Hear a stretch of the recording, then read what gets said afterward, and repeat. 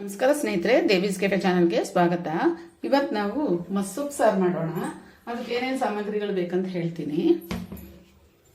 ಒಂದು ಅರ್ಧ ಕಪ್ಪು ಬೇಳೆ ನೆನೆಸಿಟ್ಟಿದ್ದೀನಿ ನಾನು, ತೊಗರಿ ಬೇಳೆನ. ಅರವೆ ಸೊಪ್ಪಿದು ಚೆನ್ನಾಗಿ ಕ್ಲೀನ್ ಮಾಡಿ ಸಣ್ಣಗಚ್ಚಿ ತೊಳೆದು ತೆಗೆದಿಟ್ಟಿದ್ದೀನಿ. ಒಂದು ದಪ್ಪ ಈರುಳ್ಳಿ, ಒಂದು 8-10 ಎಸಳು ಬೆಳ್ಳುಳ್ಳಿ, ಒಂದು 7-8 ಹಸಿಮೆಣಸಿನ್ಕಾಯಿ, ಒಂದು 1/4 ಟೀ ಸ್ಪೂನ್, ಒಂದು ಅರ್ಧ ಟೀ ಸ್ಪೂನ್ ಜೀರಿಗೆ, ಉಪ್ಪು,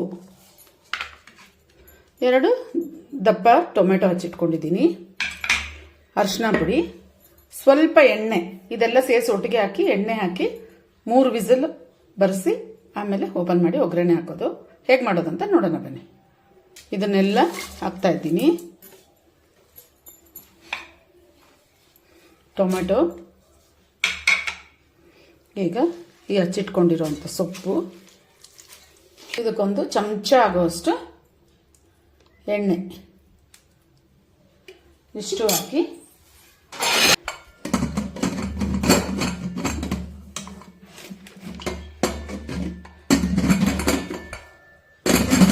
ಮೇಲಿಟ್ಟು ಒಲೆ ಹಚ್ಚೋಣ.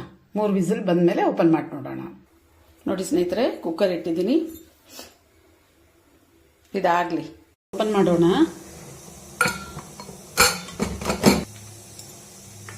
ನೋಡಿ, ಸೊಪ್ಪು ಬೇಳೆ ಎಲ್ಲ ಚೆನ್ನಾಗಿ ಬೆಂದಿದೆ. ಈಗ ಈ ನೀರು ಸೋಸ್ಬಿಟ್ಟು ಮಸಿಯೋಣ. ನಾವು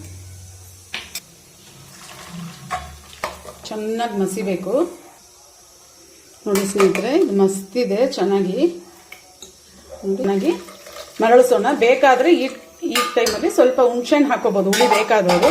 ನಾ ಹಾಕ್ತಾ ಇಲ್ಲ. ಇದನ್ನು ಚೆನ್ನಾಗಿ ಮರಳಿಸ್ಬಿಟ್ಟು ಒಗ್ಗರಣೆ ಹಾಕ್ಬೇಕಷ್ಟೆ. ಹಾಕೋಣ ಬನ್ನಿ. ಎಣ್ಣೆ ಇಟ್ಟಿದ್ದೀನಿ ಒಗ್ಗರಣೆಗೆ. ಸಾಸಿವೆ ಕರಿಬೇವಿನ ಸೊಪ್ಪು ಹಾಕೋಣ. ಸ್ವಲ್ಪ ಇದು ಒಗ್ಗರಣೆ ಹಾಕೋಣ. ಬನ್ನಿ.